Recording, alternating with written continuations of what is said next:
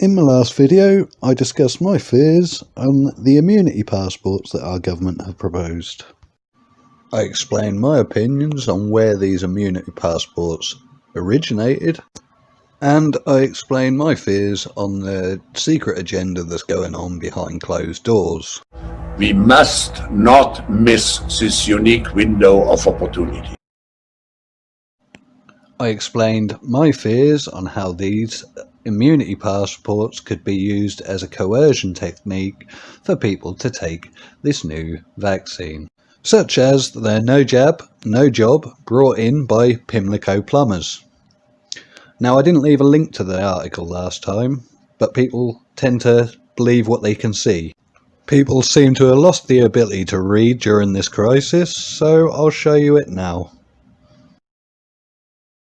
People will only be allowed to work if they've been vaccinated. Well, the boss of Pimlico Plumbers wants to bring in new rules to insist that anybody wanting to join his workforce needs to have the jab first. But is that either legal or ethical? We're joined now by Pimlico Plumbers founder Charlie Mullins and also by tech company owner Paris Petgrave, who thinks the approach is too extreme. Right, well, let's start then with you, Mr. Mullins.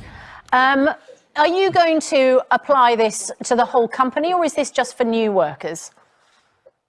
It's going to be for the whole company.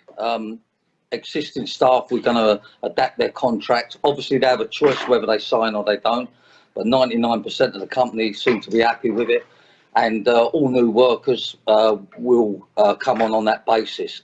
If not, they don't come on. It's all about safety for our staff and safety for our customers. And have you checked whether requiring people to have the jab is actually legal under employment law? Yeah, of course. You know, our lawyers, Miss Conde-Rea, they're working on it, and they're happy to adapt the contracts, existing contracts, and include it in our new contracts. As an employer, we have a duty and a right to look after our staff, make sure they're safe under health and safety laws, and you know, there's no way we're going to endanger existing staff or even customers, of course, with somebody coming in that you know, hasn't been vaccinated. Well, I have to say, it's clear that a lot more workers are out and about in this lockdown than there were in the first lockdown. And, you know, there's a good argument that they should be, you know, and they should carry on doing what they're doing within the safety parameters. But I would certainly, as a customer who's used plumbers over the years, I would definitely feel more reassured if I knew that for a fact that the person coming through my door into my family home was actually someone who'd had the jab. I would. Undoubtedly, I mean, you know, it's a no-brainer.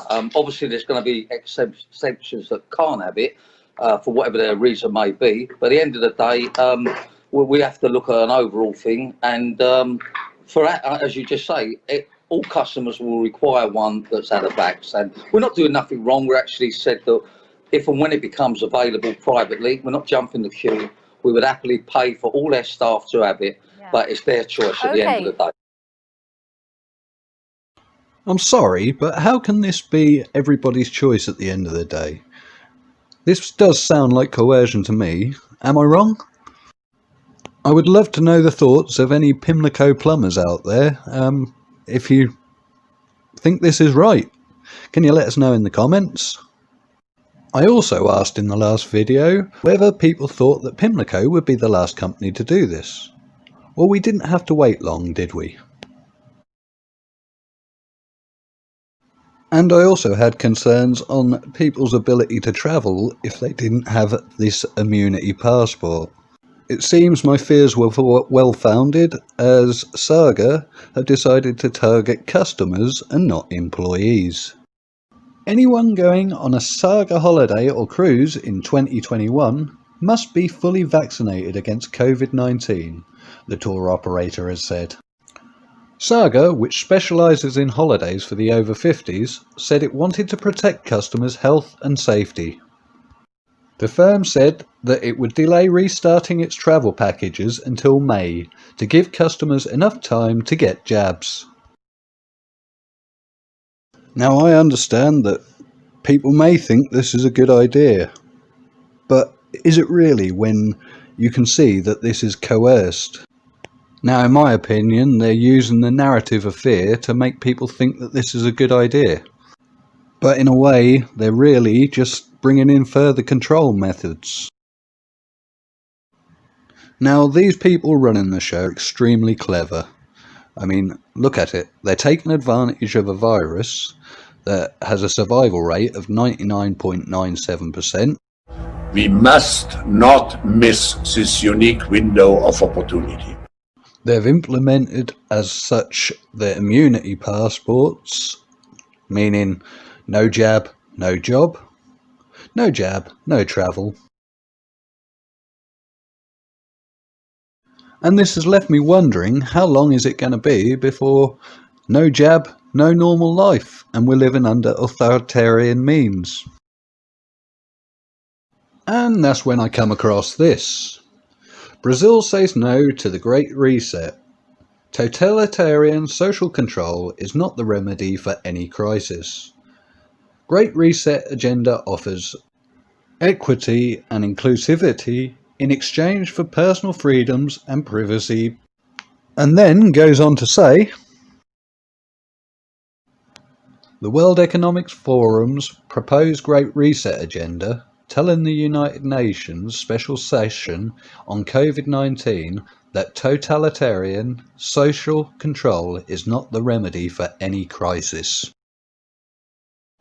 Those who dislike freedom always try to benefit from moments of crisis.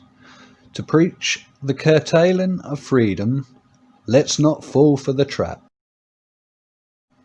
On December the 3rd, Brazil's Minister of Foreign Affairs rebuked the WEF's technocratic Great Reset of society and global economy in a recorded speech before the special session of the UN.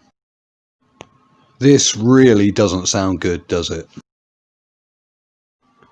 It's easier to fool someone than it is to convince them they've been fooled. Some days, trying to tell people about the Great Reset makes you feel like banging your head against a wall. However, I don't blame people because they have been subconsciously manipulated. Listen, I know how crazy this all sounds, but it seems to me like my fears are well founded. I always leave links to the methods to my madness in the description box below. The Great Reset is real. We must not miss this unique window of opportunity. In short, we need a great reset. Now, I know that some people will still call me a conspiracy theorist after watching this video. However, theories don't seem to have any evidence. There is plenty of evidence in this video, and it will be linked in the description box below.